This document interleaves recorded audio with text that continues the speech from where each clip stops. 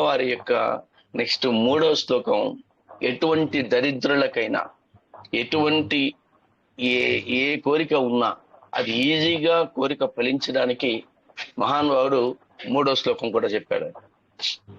ఆ 3వ శ్లోకం పాదధూళి కాదు, అసలు పాదధూళి ఎంత గొప్పదో లేశమాత్రము.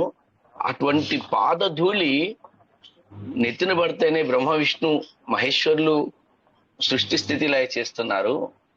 అలాంటిది ఆ పాదాన్నే మనం శరణ వేడితే, పాదమే మన తల మీద కనుక పెట్టుకోగలిగితే ఇంకెంత మనకు వస్తుందో, ఎలాంటి అభయం వస్తుందో, ఎలాంటి మనకు రాత రాస్తుందో, ఎలాంటి జీవితం వస్తుందో, ఎలాంటి అదృష్టం వస్తుందో కళ్ళ కట్టినట్టు ఈ శ్లోకంలో చెప్పారండి. మహా అద్భుతమైన శ్లోకం, మహోత్కృష్టమైన శ్లోకం. అసలుకు ఇది చేస్తే గన జీవితంలో ఉన్న ప్రతి మన కష్టము కానీ నష్టము కానీ అన్ని పటాపంచలు అయిపోయి మన రాత విధిరాత కూడా మారిపోతుంది. చెప్తున్న దరిద్రులు కూడా మంచిదవుతారు. అది అందులోకి వెళ్దాం. సో పాదం మీద ఉన్న ధూళిని పెట్టుకున్నాం, ఆ పాదం మీద ఉన్న ధూళి మన శిరస్సు మీద ఉంచుంది అనుకుంటూ ముందుకెళ్తూ ఆ పాదాన్నే మనం మన చేతుల్లో తీసుకుంటే ఎలా ఉంటుందో అనేది ఆ శ్లోకం కూడా గ్రూప్ లో పెట్టానండి. అవిద్యానామంతస్తిమిర మిహిర ద్వీప నగరి జడానాం చైతన్య స్తబక మకరంద శుద్ధిజరి దరిద్రాణం చింతామణి గుణనిక జన్మజలదౌ నిమగ్నానాం దంష్ట్రామురరిపు వరాహస్య భవతి. అద్భుతమైందండి. దాన్ని నేను ఒక్కొక్కటే అదే ఇంతకుముందు లాగానే స్లోగా చెప్పి చేస్తానండి. వాయిస్ కూడా ఈ మధ్య మనం ఎలా చెప్పుకుంటున్నామో అలాగే గ్రూప్ లో పెట్టడం జరుగుతుంది కాబట్టి మీరు నేర్చుకుంటున్నాను అనుకుంటున్నాం. దాని గురించి తర్వాత వద్దాం, ముందు ఇది కంప్లీట్ చేసుకుందాం. 3వ శ్లోకం అండి. ఫస్ట్ ఇది విడదీసి ఎలా చెప్పాలి నేను స్లోగానే చెప్తాను 3 సార్లు, మీరు అనుకోండి.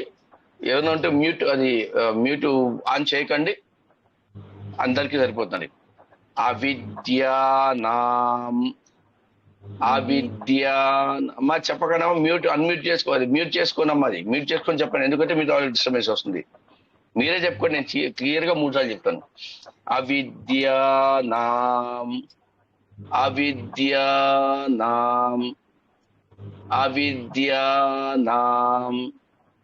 అంతః తిమిర మిహిర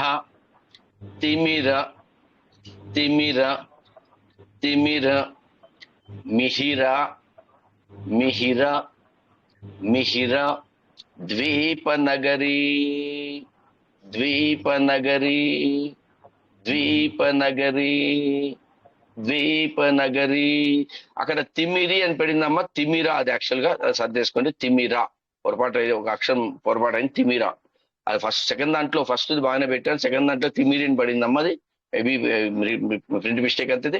తిమిర అని రాసుకోండి. మళ్ళీ చెప్తున్నా, అవిద్యానాం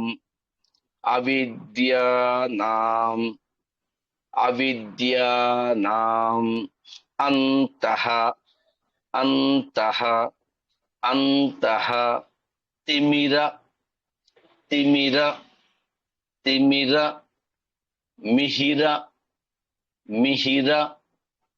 మిహిర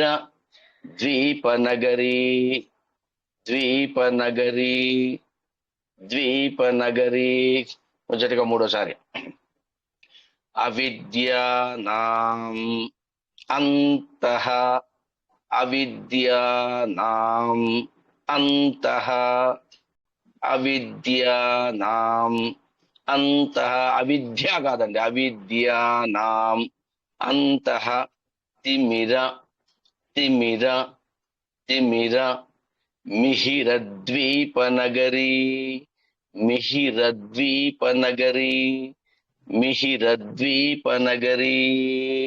మొట్టమొదటి శ్లోకం, మొట్టమొదటి లైన్ మొత్తం అంతా అండి. దానికి కలిపితే ఎట్లా ఉంటుంది? అవిద్యానామంతస్తిమిర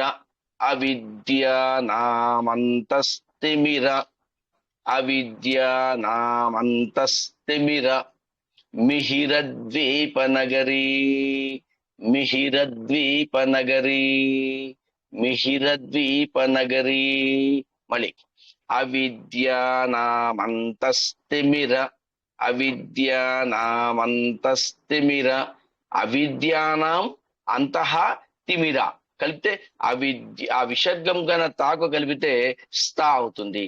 కాబట్టి అవిద్యానామంతస్తిమిర, అవిద్యానామంతస్తిమిర మిహిరద్వీపనగరీ, మిహిరద్వీపనగరీ, మిహిరద్వీపనగరీ.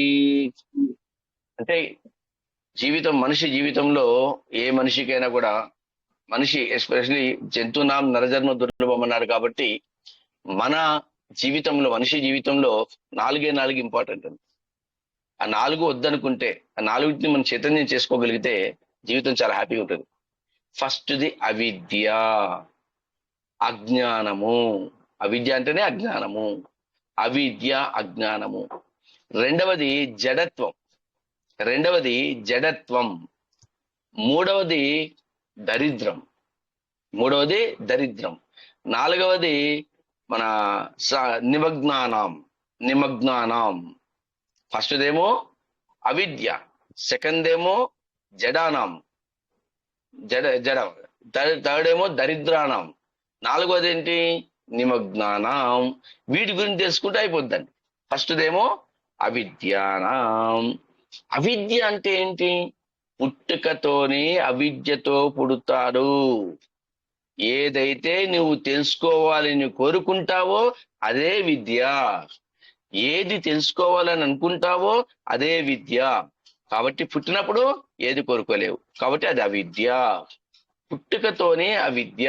అందుకే శంకరాచార్య గారు అసలు మనిషి జీవితం పుట్టిన తర్వాత భగవంతుని దగ్గర నుంచుని భగవంతుని దగ్గర కోరుకోవాల్సిన ఫస్ట్ కోరికేది అవినయమపనయ విష్ణు అని షట్పది రాశాడు. అవినయ, అదే అవినయం అంటే అవిద్య, జ్ఞానము. అందరూ అంటే మనుషులందరూ కూడా, మళ్ళీ ఒకసారి చెప్పాను ఫస్ట్ శ్లోకంలో, మళ్ళీ ఇప్పుడు చెప్తున్నాను.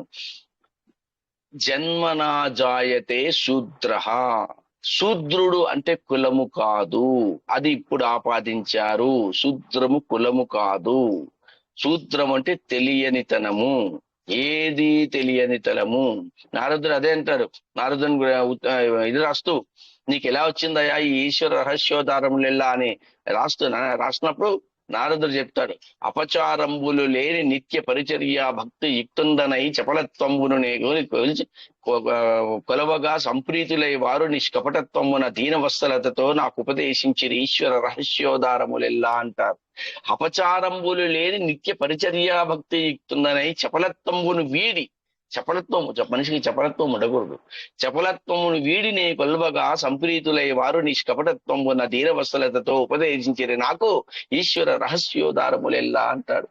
అయ్యా ఏం అపచారం లేకుండా చేశావు, చపలత్వం ఎందుకు వీడావు, ఏం సపరేట్ చేశావు అంటే, మంచి యవ్వనంలో ఉన్నప్పుడు నేను 16 మంది దేవకన్యలు నా దగ్గరికి పంపించి వారికి సేవ చేయమన్నారయ్యా. మంచి యవ్వనంలో ఉన్నాను నేను, 16 మంది దేవకన్యలు అంటే అబ్బో అద్భుతం, ఆ ఆనందం ద్విగుణీకృతం అయిపోయి ఉంటుంది. అటువంటి అవన్నీ నన్ను నా దగ్గర పంపించి సేవ చేయమంటే ఎలా ఉంటుందయ్యా, వాళ్ళకి సేవ చేసి తరించాను. ఎలా సేవ చేశావి? వెంగలి క్రియ జనుదు గురు వివేకముతోడా. ఇది అవినయం అంటే అది. వెంగలి క్రియ జనుతు ఊరి వివేకముతోడా అని. అసలు అద్భుతంగా అది. నేను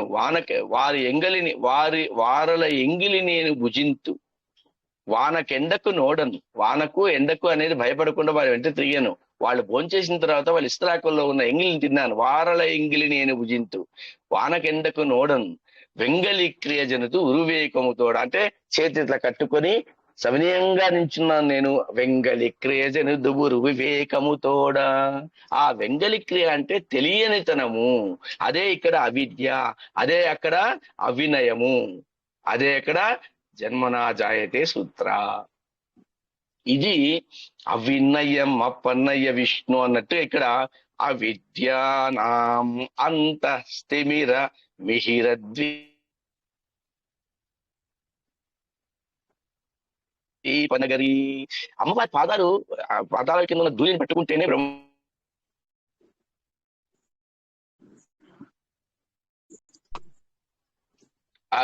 బ్రహ్మ విష్ణు మహేశ్వరులంతా చేయగలిగారు. అదే అమ్మవారి పాదాన్ని నేను తల మీద పెట్టుకుంటే, అమ్మవారి పాదాన్ని శరణు కొడితే ఏమవుతుంది? అవిద్యానాం అంతః తిమిర.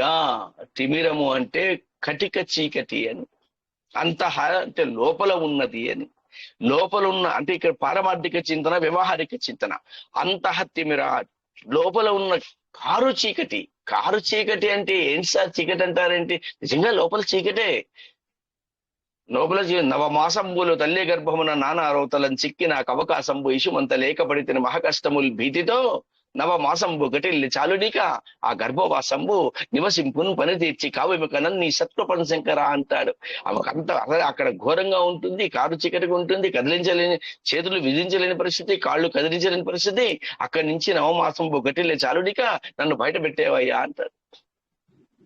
అది కారు చీకటి అంటే, తిమిరము అంటే అని అర్థం. అంటే ఆ కారు చీకటి అంటే ఏ జ్ఞానము లేకుండా అజ్ఞానముతో ఉన్నానయ్యా. ఆ అజ్ఞానముతో ఉన్న కారు చీకటిలో ఉన్న వాడికి మరి ఆ 7 గంటలు అయిన సాయంత్రం 7 గంటలకు చీకటి ఉంటుంది. ఆ చీకటి పోవాలంటే ఏం చేయాలి? దీపం వెలిగించాలి. లేదా ఆ రాత్రంతా గడిచిన తర్వాత తెల్లవారి సూర్యుడు ఉదయిస్తున్నప్పుడు ఆ కిరణాలు పడిన తర్వాత ఆ కటిక చీకటి కూడా మటుమాయం అయిపోయి మనకు అన్ని కూడా కనపడతాయి, భయం అనేది పోతుంది. అది మిహిరద్వీప నగరి. ఏంటది? మిహిరుడు అంటే సూర్యుడు, భాస్కరుడు. మిహిరుడు అంటే సూర్యుడు. ద్వీప నగరి ఎలా ఉన్నాడయ్యా? ద్వీపములో నుంచి పైకి వస్తున్నట్టుగా ఆ వెలుగును తెస్తూ ఈ కటిక చీకటి పారద్రోలేనట్టు పారదోలుతాడట. దేన్ని? అవిద్యను. అంటే కటిక చీకటిలో నుంచి ఆ ద్వీపంలో నుంచి సూర్యుడు పైకి వస్తూ వస్తూ ఆ వెలుగును ప్రసరింపచేసి ఆ కారు చీకటిని వెలుగులోకి తీసుకొచ్చిన ప్రకాశింపజేసినట్టు ఎలా చేస్తాడో అట్లా మన అవిద్యనంతా తీసి పారేస్తుందంట అమ్మవారు. ఇది మీరు చూడాలంటే సముద్రపు ఒడ్డుకు వెళ్ళాలి. సముద్రపు ఒడ్డు వెళ్ళి తెల్లవారుజామున సూర్యుడు ఉదయిస్తున్నప్పుడు మీరు చూస్తే ఎంత బాగుంటుందో, చాలా బాగుంటుంది. కన్యాకుమారి అటువైపుకి వెళ్తే మీరు ఆ అంతస్తుల మధ్య సూర్యుడు వస్తుంటే ద్వీపనగరి అదొక ఊరేమో, అదొక ప్రాంతమేమో. ఆ మిహిరు లోపల, ఆ మిహిరుడంతా లోపల నుంచి ద్వీపంలోంచి పైకి వస్తూ ఆ వెలుగుని తీసుకొని వచ్చి ఈ కారు చీకట్లని తోలేస్తాడట. అలా మనలో ఉన్న అవిద్యను బయటపడేస్తాడు. అది అర్థం. ఇది ఇక్కడ పాఠాంతరం ఇంకోటి ఉందండి, చాలా మంది నేను రాయలేదు, అది ఉంది. మిహిర ద్వీప నగరిని, మిహిరో దీప నగరి, ద్వి కాదు, మిహిరో దీప నగరి అని కూడా ఉంది పాఠ్యాంతరం. కొన్ని బుక్కులు దొరుకుతుంది మీకు అలా. అవిద్యానామంతస్తిమిర మిహిరో దీపనగరి. మిహిరో దీపనగరి అంటే ఏంటి? మిహిర ఉద్దీపనగరి. ఉద్దీపము అంటే ఏంటి? ప్రకాశింప చేయడము. మిహిరుడు ఉద్దీపుడు చేస్తారు అంటే ఆ కారు చీకట్లను తొలగించి ప్రకాశవంతం చేస్తారట. మన జీవితాన్ని అంతటి ప్రకాశవంతం చేయగల శక్తి అమ్మవారి యొక్క పాదానికి ఉంది అని చెప్పడానికి కోసం అది ఉంది. ఎప్పుడైతే మీకు అమ్మవారి యొక్క పాదాన్ని పట్టుకున్నారో, మనం ప్రకాశవంతులం కావాలి అనుకుంటే, మన వెలుగులోకి రావాలనుకుంటే, మనకు పేరు ప్రతిష్ట రావాలనుకుంటే, మనకు అన్ని విషయాలు రావాలనుకుంటే మనలో ఉన్న అజ్ఞానం తొలగిపోవాలి. ఆ అజ్ఞానమే అవిద్య. ఆ విద్య అజ్ఞానాన్ని పారదోలడానికి అమ్మవారి పాదమే శరణ్యం అని చెప్పడానికి ఇదొక. ఆ పాదానికి ఎంత విలువ ఇచ్చారు చూడండి. అమ్మవారి చెప్పాను నిన్న, కమలాసన పాడిన లలాటే లిఖితామక్షర పంక్తిమస్య జంతో పరిమార్జయమాతరంగ్రినాథే ధనిక ద్వార నివాస దుఃఖ దొగ్ధ్రీమని బ్రహ్మరాజు చేత్తో రాసిన రాతని ఈ అమ్మవారు పాదముతో తుడిచేయాలట. హైగ్రీషత్నులు కూడా అంతే. విలుప్త ముద్ధన్య లిపిక్రమాణం సురేంద్ర జుడాపద లాలితానం త్వదంగ్రి రాచీవరదక్కరాణం అంటాడు. అంటే ఆ మంత్రము నేను ఇందాక చెప్పిన హయగ్రీవంలో విలుప్త ముద్ధన్య లిపిక్రమాణం అనేది, పిల్లలు మొండిపడుతున్నారు, చదవట్లేదు, చదువుకున్నా కూడా మార్కులు రావట్లేదు, జ్ఞాపక శక్తి పెరగట్లేదు, అది ఏం చేయాలో తెలియదు, చాలా మొండిపడి వాళ్ళు మా మాట వినట్లేదు, అసలు పుస్తకాలు ముట్టట్లేదు, చదువుకోవడానికి ఆసక్తి లేదు, అసలు ఇష్టపడట్లేదు అన్న వాళ్ళకి ఆ ఒక్క శ్లోకం చెప్పించగలిగితే, విలుప్త మూర్ధన్య లిపిక్రమాణం సురేంద్ర చూడాపద లాలితానం త్వదంగ్రి, త్వత్ అంగ్రి నీ పాదముని, త్వదంగ్రి రాజీవ రజకణానాం భూయాన్ ప్రసాదోమయనాథ్ భూయాత్ అని ఉంటుంది. అక్కడ కూడా అంగ్రి. ఈ పాదాలకి ఎంతటి ఔన్నత్యం ఇచ్చారంటే, ఎంతటి పెద్దపీట వేశారంటే అమ్మవారి యొక్క పాదం అంత మంచిదంట. ఆ పాదాన్ని ఎప్పుడైతే మనం పట్టుకోగలిగామో అప్పుడు ఈ ఈ కారు చీకటిని మహిరుడు సూర్యుడు మిహిర ద్వీపంలో నుంచి బయటకు వస్తూ వస్తూ వస్తూ వస్తూ తన కిరణాలను ప్రసరింపజేసి ఈ కారు చీకట్లను తొలగింపచేస్తాడో అలా మన అవిద్యని తొలగింపచేస్తాడు, విద్యనిస్తాడు అని అర్థం. ఫస్ట్ అది మళ్ళీ ఒకసారి, అవిద్యానాం అవిద్యానాం అవిద్యానాం అంతః అంతః అంతః తిమిర తిమిర తిమిర మిహిర మిహిర మిహిర ద్వీపనగరీ ద్వీపనగరీ ద్వీపనగరీ అవిద్యానామంతస్తిమిర మిహిరో మిహిర ద్వీపనగరీ అవిద్యానామంతస్తిమిర అవిద్యానామంతస్తిమిర అవిద్యానామంతస్తిమిర మిహిరద్వీపనగరీ మిహిరద్వీపనగరీ మిహిరద్వీపనగరీ. ఇలా కూడా చెప్పచ్చు, అవిద్యానామంతస్తిమిర మిహిరో దీపనగరి. ద్వి అనకూడదు అప్పుడు, మిహిరో దీపనగరి మిహిరో దీపనగరి అని చదవచ్చు. అవిద్యానామంతస్తిమిర మిహిరద్వీపనగరి. రెండవదండి, అసలు చెప్పాను కదా, 4 మనిషి జీవితానికి మార్చగలిగింది. దాంట్లో ఒకటి అవిద్య అయిపోయింది, రెండవది జడత్వము. రెండవ శ్లోకం అనేది రెండవ లైన్, జడానాం జడానాం జడానాం చైతన్య చైతన్య చైతన్య స్తబక స్తబక స్తబక మకరంద మకరంద మకరంద శృతిఝరీ శృతిఝరీ శృతిఝరీ. మళ్ళీ జడానాం జడానాం జడానాం చైతన్యస్తబక చైతన్యస్తబక చైతన్యస్తబక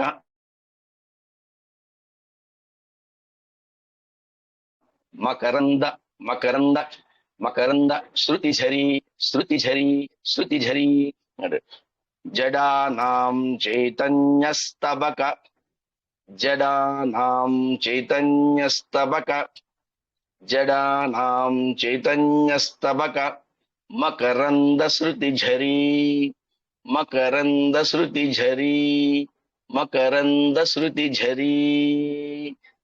జడానాం చైతన్యస్తబక మకరంద శృతిఝరీ. ఏంటది? జడానాం చైతన్య మకరంద శృతిఝరీ. మనిషి పుట్టుకతోనే అవిద్యతో పుట్టినప్పుడు, అవినయం ఉన్నప్పుడు అలాగే కూర్చుండిపోతాడు, ఏ చలనము లేకుండా ఉండిపోతాడు, జడత్వంలో కూర్చుండిపోతాడు. లేజీనెస్, సోమరితనం, నాకేమీ వద్దు, ఏమీ పట్టింపులు వద్దని కూర్చునేస్తాడు. అలాంటి జడత్వం కలిగిన వాడిని నువ్వేమి చేయలేవు. మనం అంటుంటే పరమ మూర్ఖుడయ్యావాడు, పరమ మూర్ఖుడు, అసలు వినడు, అసలు పరమ మూర్ఖుడు, ఎవరి మాట వినడు, ఎవరు ఇచ్చేది. అదే జడత్వం అనేది. ఆ జడత్వం అనేది జడానాం చైతన్యస్తబక మకరంద శృతిఝరీ. ఆ చైతన్యాన్ని, ఆ జడత్వాన్ని చైతన్యం చేస్తున్నట్ట అమ్మవారి పాదాన్ని నమ్ముకుంటే సోమరితనం నుంచి బయటకు తీసుకొస్తుందట, ఆ అవిద్య నుంచి విద్యలోకి తీసుకొస్తుందట, ఆ అవినయం నుంచి వినయంలోకి తీసుకొస్తుందంట. కాబట్టి ఆ జడత్వంని పోగొట్టి చైతన్యవంతుడిని చేస్తుందట. ఏది చేస్తుంది, ఎలా చేస్తుంది? స్తబక మకరంద శృతిఝరీ. ఎలా చేస్తుంది? అసలు అమ్మవారి పాదాన్ని పట్టుకోగలిగితే అది ఎలా మత్తు ఇస్తుందో చెప్పాడు, భలే ఉంటుంది. మకరందము తేనె, మకరంద శృతిఝరీ. శృతిఝరీ అంటే తుమ్మెద, చీయ సౌండ్ వస్తుంటుంది. తుమ్మెద. ఒకసారి చూడండి, మీరు గమనించండి. ఈ తుమ్మెద ఏదైతే ఉంటుందో మకరందాన్ని తీసుకోవాలి, గ్రోలాలని పువ్వు మీద పడుతుంది. పాపం పువ్వు మీద పడుతుంది. ఆ పువ్వు ఇలా విచ్చుకుంటున్నప్పుడు పువ్వు మీద పడితే మెల్లగా అది ఆ మకరందము ఆస్వాదిస్తుంది. ఆస్వాదిస్తుంటే తను వచ్చి వెనక్కి లోపలికి వెళ్ళిపోతుంది, లోపలికి వెళ్ళిపోతుంది, లోపలికి వెళ్ళిపోతుంది, లోపలికి వెళ్ళిపోతుంది. లోపలికి వెళ్ళిపోయి ఆ మకరందాన్నంతా ఆస్వాదించిన తర్వాత అప్పుడు అనిపిస్తుంది. ఎందుకంటే ఆ పువ్వు యొక్క గోడలకు చుట్టూ కూడా ఆ తేనె జిగురు జిగురు బంకగా ఉంటుంది. లోపలికి వెళ్ళిపోయింది. ఆ కాళ్ళు చేతులు మొత్తం కాళ్ళు కూడా ఆ పూల యొక్క ఆ గోడలకు అతుక్కుని పోతాయంట. తేనె కదా, జిగురు కదా, బంక కదా, రాలేకపోతుందట. అయ్యో ఇదేది నేను ఇలా చేశానే, రాలేకపోయానా అనుకుంటుందట. అంటే అర్థం ఏంటి ఇక్కడ? ఆ మకరందము తీపి తనని కట్టిపడేసింది, ఆ మకరందాన్ని కట్టిపడేసింది. ఆ తీపి అంత పని చేసింది అని అర్థం. అంటే అది తింటున్నప్పుడు ఎంత ఆస్వాదించిందో, ఎంత అనుభూతి చెంది ఉందో, ఎంత ఆనందపడి ఉందో, అలాగే చాలా అనుకోకుండా లోపలికి వెళ్తూ చిక్కుపోయింది. అలాంటి తుమ్మెద పూలలో ఉన్న మకరందాన్ని గ్రోలి లోపలికి వెళ్ళిపోయి తను చిక్కుపడిపోయి బయట రానికుండా ఎలా ఉంటుందో, అమ్మవారి పాదాన్ని మనం నమ్మగలిగితే, అమ్మవారి పాదాన్ని మనం పట్టుకోగలిగితే ఆ మత్తు అంతే ఆ పువ్వుల్లో ఉన్న తేనెకి సమానం అంట. ఆమె పాదాన్ని మనం పూజించగలిగితే, ఆమె మీద భక్తి పెరగగలిగితే ఇక అందులోంచి మనం రాలేమండి. అది రావాలి ముందు. ఎప్పుడైతే ఇది ఆ జడత్వం నుంచి బయట చైతన్యం తీసుకొచ్చి అమ్మవారి యొక్క పాదం మీద ధ్యాస ఏకాగ్రత పెడతామో, అసలుకు ఇక అంతకంటే మత్తు పానీయము ప్రపంచంలో ఎక్కడా ఉండదంట. ఇప్పుడు వచ్చే మత్తు పానీయాలన్నీ వేస్టే. ఏ మత్తు పానీయం ఉన్నా మళ్ళీ 1 గంటకో 2 గంటలకో 3 గంటలకో 4 గంటలకో 5 గంటలకో 6 గంటలకో దిగిపోవాల్సిందే. నాకు తెలియదండి, చెప్పారు మా ఫ్రెండ్స్ అందరూ, దిగిపోవాల్సిందే కంపల్సరిగా. అయితే ఇక్కడ అలా కాదట. అమ్మవారిని నమ్ముకుని అమ్మవారిని పాదాలకు అంటుకుని ఉన్న ధూళిని మన శిరస్సు మీద వేసుకోగలిగినప్పుడు, అమ్మవారిని పాదం పెట్టుకున్నప్పుడు, అన్యదా శరణం నాస్తి త్వమేవ శరణం మమ తస్మాత్ కారుణ్య భావేన రక్ష మహేశ్వరి అన్నప్పుడు ఖచ్చితంగా మనకు అదొక వరమై కూర్చుంటుంది. అందులో నుంచి మనం బయటపడలేము, ఆ మత్తులో నుంచి బయటకు రాలేము. అందుకనే జడానాం చైతన్యస్తబక మకరంద శృతిఝరి.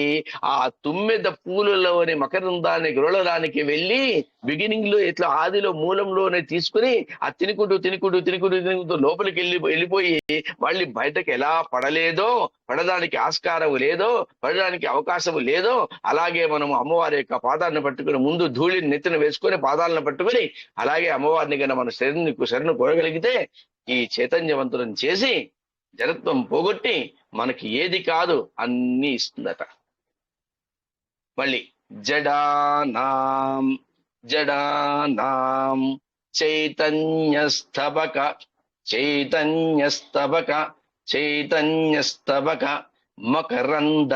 మకరంద శృతిఝరి శృతిఝరి. ఇది 2వ లైన్. మళ్ళీ ఒక మాట చెప్పేస్తానండి. జడానాం చైతన్యస్తబక మకరంద శృతిఝరి. అవిద్య అయిపోయింది, జడత్వం అయిపోయింది. 3వది ఏం చెప్పాము? దరిద్రాణ. మనిషికి అదే కదండి కావాల్సింది. 3వది దరిద్రం. 3వది అమ్మవారి పాదాలని నమ్ముకుంటే, అమ్మవారి పాదం మీద ఉన్న ధూళిని మనం శిరస్సు మీద వేసుకుంటే ఏమైందో బ్రహ్మ విష్ణు మహేశ్వరుడు గురించి చెప్పారు. ఇప్పుడు అమ్మవారి పాదాన్ని పట్టుకున్నాము, ఆ పాదాన్ని వెడకపోతే ఎలా ఉంటుందంటే 3వది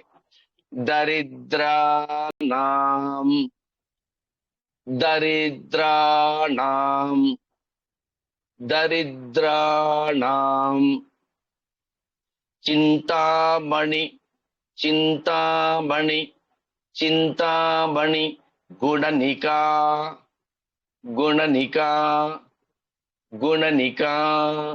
దరిద్రాణం చింతామణి గుణనికా దరిద్రాణం చింతామణి గుణనికా దరిద్రాణం చింతామణి గుణనికా దరిద్రాణం దరిద్రాణం దరిద్రాణం చింతామణి చింతామణి చింతామణి గుణనికా గుణనికా గుణనికా. ఏముందండి దరిద్రాన జడమతులకేమో అంటే జడమతులకి ఏం చేశారు, చైతన్యంలోకి తీసుకురావాలంటే తుమ్మెదను అడ్డు పెట్టాడు. తుమ్మెద గురించి ఒక ఉపమాలంక ఇక్కడ ఈ ఈ ఈ శ్లోకంలో అంతా ఉపమాలంకారం ఉండేది. ఉపమాలంకారం కాదు, ఉపమాలంకారము ఉపమాలంకారం కాదు. సో ఉపమాలంకారాలే పెట్టాడు ఇక్కడ. ఫస్ట్ ఏమో అవిద్య అనేది ఏం చెప్పాడు, ఈ ద్వీపములో నుంచి సూర్య భగవానుడు పైకి వస్తూ వస్తూ అఖండమైన అమోఘమైన అద్భుతమైన అని అనుకుంటున్న మనం ఈ మాయలో పడిపోయిన ఈ కటిక చీకటిని త్రోడుతూ అమోఘంగా అద్భుతంగా వెలుగును ప్రకాశం ఎలా ఇస్తారో అలాగే మన జీవితాలను కూడా, మన జీవితంలోంచి కూడా అవిద్యను తీసేస్తారనేది ఒక ఉపమాలంకారం పెట్టాడు అక్కడ సూర్య భగవానుడు ఇది ద్వీపనగర్లోంచి వస్తున్నట్టు. రెండవది జడమతులకు ఏం పెట్టాడు, మకరంద శృతిజరి అన్నాడు. ఆ తుమ్మెద ఆ మకరందాన్ని గోడడానికి పువ్వు మీద పడుతూ లోపలికి వెళ్ళిపోయి ఎలా అయితే ఆస్వాదిస్తూ మర్చిపోయి మళ్ళీ రాలేక బయట పడలేక ఉంటుందో అలాగే మనల్ని కూడా ఈ జడత్వాన్ని నుంచి బయటికి తీసుకెళ్లి చైతన్యవంతం చేస్తుందని విని ఉపమాలంకారం పెట్టారు. మూడవది దరిద్రాణం చింతామణి గుణనికా దరిద్రాణం దరిద్రులకు కటిక దరిద్రులు ఎవరైతే ఉన్నారో ఏమీ చేయలేని పరిస్థితి, నేను నా వల్ల కాదు, ఇక నా వల్ల ప్రాణములు అదే చెప్పే ప్రాణములు ఠావులు తప్పానని, కాబట్టి నా వల్ల కాదు ఇంకా, ఇక నీ ఇతఃపరం ఎరుగను, నువ్వే దిక్కు, నాకేం చేయలేని పరిస్థితి అని దరిద్రులు ఎట్లా బాధపడుతుంటారో ఆ దరిద్రాణం వాళ్లకు అమ్మవారి యొక్క పాదము చింతామణి గుణనిక. ఎంత అద్భుతం అండి. అందుకే ఈ శ్లోకం అద్భుతం అనేది. అంటే మనిషి జీవితంలో మనిషికి కోరికలు వెంటనే ఫలించాలంటే 3 రకాలండి.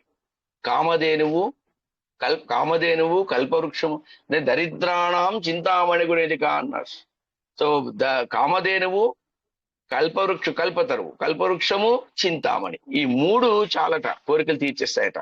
కామధేనువు ఎలా తీరుస్తుంది, దానికి సపర్యలు చేసి డైలీ ప్రతిరోజు సపర్యలు చేస్తూ పోతే కామధేనువు మనకు కోరికలు తీరుస్తుంది. ఆ సపర్యలు చేయడంలోనే మనకు తెలిసిపోతుంది.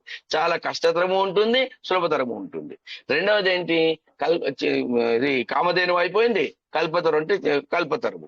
ఆ కల్పతరు దగ్గరట మనం వెళ్ళి చేతులు జోడించి అక్కడ అలా ముక్కుకోగానే మనసులో కోరిక ఇలా కోరుకోగానే ఇచ్చేస్తున్నట్టు.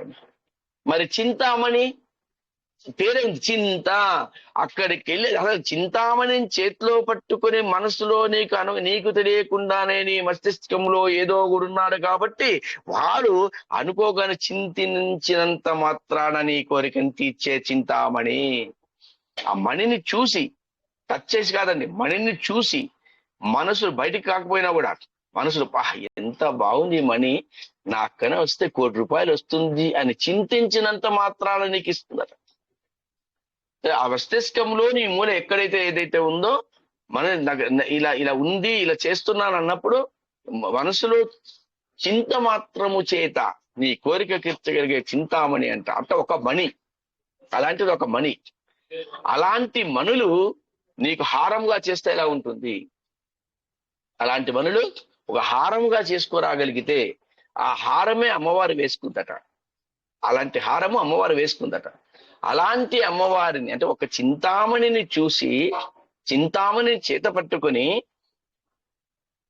మనం చింతించినంత మాత్రాన మన కోరికలు తీరుస్తుంది అన్నప్పుడు అలాంటి చింతామణుల హారాన్ని అమ్మవారు వేసుకుంటే, అమ్మవారి యొక్క పాదాన్ని మనం పట్టుకోగలిగితే మన దరిద్రం తీరిపోదా?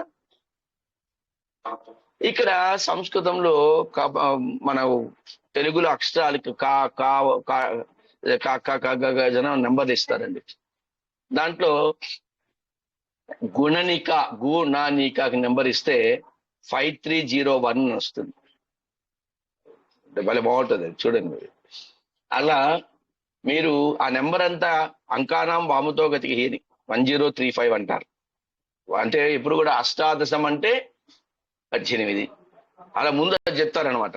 అదేవిధంగా ఇక్కడ ఏంటి 3501 అని వస్తుంది. దాని అంకానం వాముతో గతికి బట్టి 1035 అని వస్తుంది. ఆ 1035 కనుక మీరు యాడ్ చేస్తే 9 వస్తుంది నెంబర్. అందుకే 9 చాలా పవిత్రమైన నెంబర్ అనేది, అదృష్టమైన నెంబర్ అనేది, అపురూపమైన నెంబర్ ఉన్నది, అమోఘమైన నెంబర్ ఉన్నది, అద్వితీయమైన నెంబర్ అంటారు. అయితే ఆ నెంబరు అది అంత 1035 ఎంతైతే మీకు మహత్తు కలద నెంబరు, అన్నిసార్లు జపం చేసినా, అన్నిసార్లు దీన్ని తలుచుకున్నా మొత్తం కటిక దరిద్రం కూడా నాశనం అయిపోతుంది, పటాపంచలైపోతుంది అని చెప్పడానికి మనకు చెప్పాడు. అంటే అక్కడేమో గుణనికాకు అంటే ఈ చింతామణి హారానికి ఉపమాలంకారం తీసుకొని వచ్చి దాంతో పోల్చి ఆ విధంగా మనకు దరిద్రాన్ని దూరం చేస్తుంది అని చెప్పారు.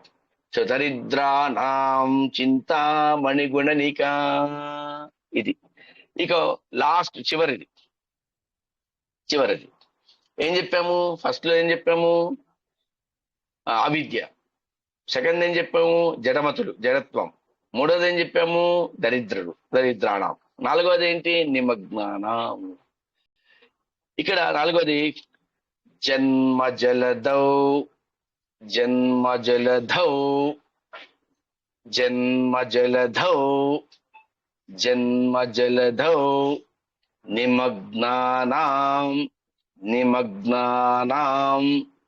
నిమగ్నానాం దంష్ట్రా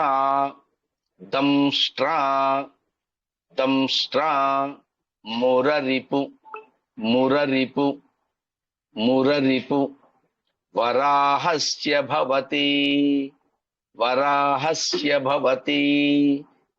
వరాహస్య భవతి.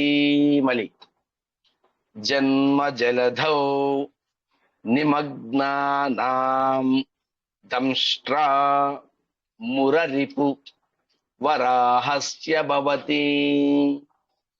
నిమగ్నానాం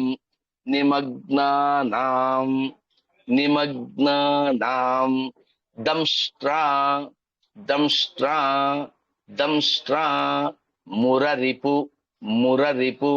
మురరిపు వరాహస్య భవతి. మొత్తంగా జన్మజలధౌ నిమగ్నానాం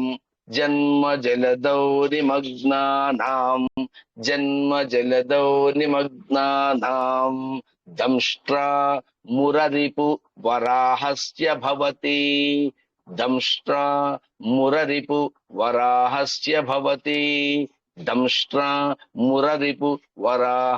భవతి. ఇక్కడే ఉపమాలంకారం వేశారండి. జన్మజలధౌ, ఈ సంసారం అనే సాగరములో నిమగ్నానం, మునిగిపోయిన వాళ్లకు, దంష్ట్రా కోరలు అని, పళ్ళు అని అర్థము, కూరలు కూడా, కూరలు ఆ పండ్లే కోరలుగా అని, క్రోధాకారంకుశోజ్వలము అంటారు కదా, పండ్లే కూరలుగా చేసుకుని. దంష్ట్రా మురరిపు వరాహస్య భవతి. మురారి అంటే కృష్ణుడు. అక్కడికి ఎందుకు పోల్చాడు? మురరిపు వరాహస్య భవతి. ఇక్కడ ఏంటంటే హిరణ్యాక్షుడు ఈ మన యొక్క వేద సంస్కృతిని అంతా వెళ్ళిపోయినప్పుడు వరాహ అవతారం ఎత్తి భూమిలోంచి బయటికి తీసుకొచ్చాడు, కాపాడాడు, మన వేద సంస్కృతిని కాపాడాడు. దేంతో తీసుకొచ్చాడు? ఆయన యొక్క కోరతో, పంటి అనే కోరతో తీసుకొచ్చాడు.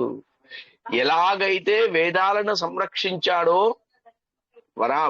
వరాహమూర్తి అయి తన కోరలతో, తన దంష్ట్రతో బయటికి తీసుకొచ్చాడు, అలాగే మనము జన్మజలదో నిమగ్నానం, ఈ సంసారం అనే సాగరంలో గన మనం మునిగిపోయి ఉంటే దానిలోంచి భవసాగరం నుంచి బయటికి రావడానికి, భవసాగరం నుంచి బయటకు వచ్చి మనమ యొక్క మోక్ష మార్గాన్ని, ముక్తి మార్గాన్ని పొందగలిగడానికి ఆ ఉపయోగపడుతుందని ఉపమాలంకారం అక్కడ చేశారు. ఎలా అయితే అక్కడ చేశారో, ఆ వేదాలని కాపాడగలిగాడు, అలాంటి వేదాలను కాపాడగలిగిన వరాహ నరసింహస్వామి ఎలా కాపాడాడో అలానే మన అమ్మవారి యొక్క పాదాలను మనం పట్టుకోగలిగితే ఈ సంసారం నుంచి మనం బయటపడేసి, భవసాగర్ నుంచి బయటపడేసి తరించే మార్గాన్ని ఇస్తుంది అని చెప్పడానికి అక్కడ ఉపమాలంకారం వాడాడు. జన్మ జలదో నిమగ్నానాం తంష్ట్రాపురరిపువరాహస్య భవతి. ఇంతటి అమోఘమైందండి. అందుకని చెప్తున్నా, ఎవరికైనా సరే నా వల్ల కావట్లేదండి, ఈ జీవితం నడపడము చాలా ఇబ్బంది ఉంది, ఫైనాన్షియల్ ప్రాబ్లమ్స్ ఉన్నాయి, ప్లస్ నాకు ఒక ఆకర్షణ లేదు, నాకు ఒక విలువ లేదు, నా ఉద్యోగంలో ఎదుగుదల లేదు, నా ఇంట్లో ఎదుగుదల లేదు అని అనుకున్న వాడు కఠినంగా దీన్ని చేయగలిగితే మాత్రం డెఫినెట్ గా పనికి వస్తుందండి. మళ్ళీ ఎత్తను. అవిద్యానాం అంతః తిమిర మిహిర ద్వీపనగరీ. అవిద్యానామంతస్తిమిరమిహిరద్వీపనగరీ జడానాం చైతన్యస్తబక మకరంద శృతిఝరీ. జడానాం చైతన్యస్తబక మకరంద శృతిఝరీ. దరిద్రాణాం చింతామణి గుణనికా. జన్మ జలధౌ నిమగ్నానాం దంష్ట్రామురరిపువరాహస్య భవతి. అవిద్యానామంతస్తిమిరమిహిరద్వీపనగరీ జడానాం చైతన్యస్తబక మకరంద శృతిఝరీ. దరిద్రాణాం చింతామణి గుణనికా. జన్మ జలధౌ నిమగ్నానాం దంష్ట్రామురరిపువరాహస్య భవతి. ఇది ఈ రోజు పాఠం. చాలా ఉందండి. అసలు ఫస్ట్ తీసుకుంటేనే మీరు అవిద్యానామంతస్తిమిరమిహిరద్వీపనగరీ అనడానికి చాలా ఉంది చెప్పుకోవడానికి. మనకు 1 అవరే కాబట్టి, ప్లస్ మీకు నేర్పించాలి కాబట్టి, తర్వాత ఏదైనా డౌట్లు వస్తాయేమో అనే ఉద్దేశంతో 1 అవర్ లో చేసుకోగలిగితే, ఒకవేళ మళ్ళీ అది కావాలి, దాని యొక్క ఇంపార్టెన్స్ మనకు ఉంటే డెఫినెట్ గా అది మళ్ళీ ఇంకో రోజు మనం చెప్పుకోవచ్చు, ఇబ్బంది లేదు. ముందు మీరు నేర్చుకోవాలి, దాని యొక్క ముందు ప్రతి లైన్ కు అర్థంగా తెలుసుకోగలిగితే మనకు ఉపయోగపడుతుంది. అందరికీ అర్థమైందండి? అర్థమైందండి. ఇంకేమైనా డౌట్లు ఉంటే మీరు అడగచ్చండి. మళ్ళీ చెప్తున్నాను, మొట్టమొదటి శ్లోకంలో ఫస్ట్ మనం అందరము బాధపడ్డ విషయం తెలిసిందే. అయ్యో, బ్రహ్మ విష్ణు మహేశ్వరుడు అందరూ కూడా నిన్ను స్తుతించేస్తున్నారమ్మా, నీ కాళ్ళు పట్టుకుంటున్నారమ్మా, నిన్ను ప్రార్థిస్తున్నారమ్మా, నీ పూజలు చేస్తున్నారమ్మా, నీ అభిషేకాలు చేస్తున్నారమ్మా, నిన్నే తెలుసుకుంటున్నారమ్మా. ఎంతటి పుణ్యం కదా వాళ్ళకి. ఆ పుణ్యాన్ని నువ్వే ఇవ్వగలిగావు. దానికి కావాల్సింది ఏంటి? శక్తిని ఇవ్వగలిగావు. ఆ శక్తిని నువ్వే ఇవ్వగలిగావు. శివశక్తి ఆయుక్తో అని చెప్పగలిగావు. అయితే మరి నేనెందుకమ్మా, నాకెందుకు ఇవ్వలేకపోయి, నేనెందుకు చేయలేదని బాధపడుతున్నప్పుడు శంకరాచార్య గారు, ఒరే జడమతి, ఎందుకురా బాధపడతావు? అమ్మవారి యొక్క పాదాలను, అంటే ఆ పుణ్యం తెచ్చుకోవాలంటే ఏం చేయాలనేది తికమక పడ్డాము, ఏం చేస్తే బాగుంటుందో అనుకున్నాము. అప్పుడు ఆయన ఏమన్నాడు? అమ్మవారి యొక్క పాదం కింద ఉన్న ధూళిని నెత్తిని వేసుకో అయ్యా. బ్రహ్మ కూడా వేసుకున్నాడు, శిక్షణ చేశాడు, విష్ణువు చేసుకున్నాడు, స్థితిని చేశాడు, మరి ఇది హరుడు చేశాడు, లయం చేస్తున్నాడు. వీళ్ళందరూ పాదం మీద ఉన్న ధూళిని లేసమాత్రము చేత కొంచెం తీసుకొని చేశారు కాబట్టి సరిపోయింది. అలాంటిది నువ్వు కూడా చేసుకోని చెప్పి అన్నాడు. తర్వాత 3వ శ్లోకంకి వచ్చాము. ఇప్పుడు ఆ ధూళినే కాదు, పాదాన్నే పట్టుకోగలిగితే ఆశ వస్తుందిగా మనకు. 1,00,000 లాటరీ వచ్చినట్టు 2 లక్షలు వస్తే బాగుంటుందేమో, వస్తే 3 లక్షలు వస్తే బాగుంటుందేమో. కాబట్టి ఈ పాదాన్ని మనం పట్టుకోగలిగితే ఏమవుతుంది అని మనలాంటి వాళ్ళకు డౌట్ వస్తుందని, అనుమానం వస్తుందని, ఆ పాదం పట్టుకుంటే ఏమవుతుందో చెప్పగలిగాడు. అవిద్యానామంతస్తిమిరమిహిరద్వీపనగరీ మిహిరోద్దీపనగరీ జరానాం చైతన్యస్తబక మకరంద శృతిఝరీ దరిద్రాణాం చింతామణి గుణనిక జన్మ జలదో నిమగ్నానాం మురరిపువరాహస్య భవతి. ఇంతకంటే అమోఘమైన అద్భుతమైన ప్రపంచంలో మనకు. ఏ అమ్మవారైతే ఇది చేస్తున్నారు, కటిక చీకటి నుంచి బయటికి తీసుకొస్తున్నారు. కమలాసన పాణిన లలాటే లిఖిత అక్షర పంక్తి మక్ష జంతోహు పరిమార్జయ మాతరంగిణాతే ధనిక ద్వారా నివాస దుఃఖ దొగ్ధ్రిం అన్నాడు. విలుప్త మూర్ధన్య లిపిక్రమాణం సురేంద్ర చూడాపద లాలితానం త్వదంగ్రి రాజీవ రజక్కనానం అని చెప్పగలిగాడు. అటువంటి పాదం గురించి ఇంత ఇంపార్టెన్స్ ఇచ్చాడంటే, అమ్మవారి యొక్క పాదాన్ని మనం పట్టుకోగలిగితే, అమ్మవారి పాదం మీద ఉన్న ధూళిని మనం తెచ్చుకోగలిగితే అన్ని పటాపంచలైపోతాయి, మనకు కావాల్సినవి వస్తాయి. అది విషయం. చెప్పండి, ఇంకేమైనా డౌట్ ఉన్నా ఏదైనా చెప్పండి.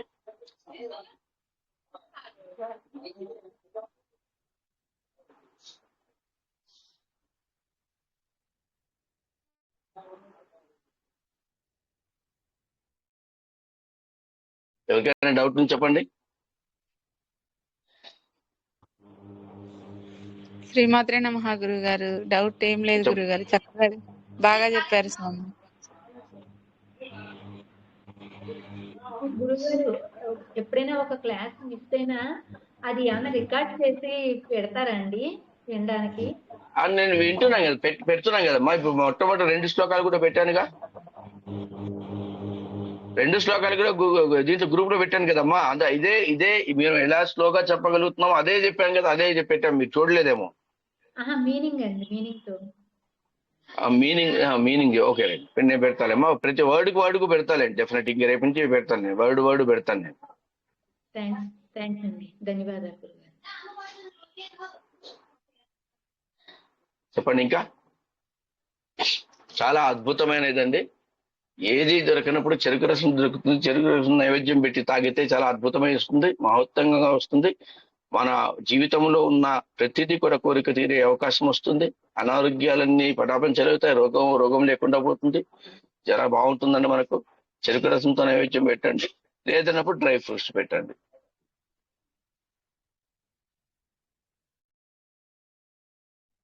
అనేది కొంచెం ఈరోజు తొందరగా ఫినిష్ చేయడానికి కారణం కూడా ఉందండి. రేపు అదే ఈ 16వ తారీఖున మా అబ్బాయిది మా అన్న వాళ్ళ అబ్బాయిది వివాహం అండి. రేపు పెళ్లి కొడుకుని చేస్తున్నాము. మేమే పెళ్లి పీట మీద కూర్చోవాలి కాబట్టి ఇక వేరే ఊరికి వచ్చి ఉన్నాం. అంటే గుంటూరులో లేను, వేరే ఊరికి వచ్చి ఉన్నాం. సరే, అన్ని పనులు చూసుకొని సరే ఈ ఖచ్చితంగా చెప్పాలి కాబట్టి చెప్తున్నాం మనం ప్రమాణంగా. ఇంకేమైనా ఉన్నాయండి? శ్లోకం చెప్పారు కదా, ఒకసారి ఆ శ్లోకం మళ్ళీ రిపీట్ చేయరా? ఏదమ్మా? పిల్లల చదువు గురించి. అదమ్మా, హయగ్రీవ స్తోత్రం అంటారు. దాంట్లో మీ హయగ్రీవ స్తోత్రం కొట్టిన దాంట్లో విలుప్త మూర్ధన్య లిపిక్రమాణం సురేంద్ర చూడాపద లలితానం త్వదంగ్రి రాజీవ రజకణానం భూయాన్ ప్రసాదో మైనాద భూయాత్. విలుప్త మూర్ధన్య లిపిక్రమాణం సురేంద్ర చూడాపద లలితానం త్వదంగ్రి రాజీవ రజకణానం భూయాన్ ప్రసాదో మైనాద భూయాత్. ధన్యవాదాలండి.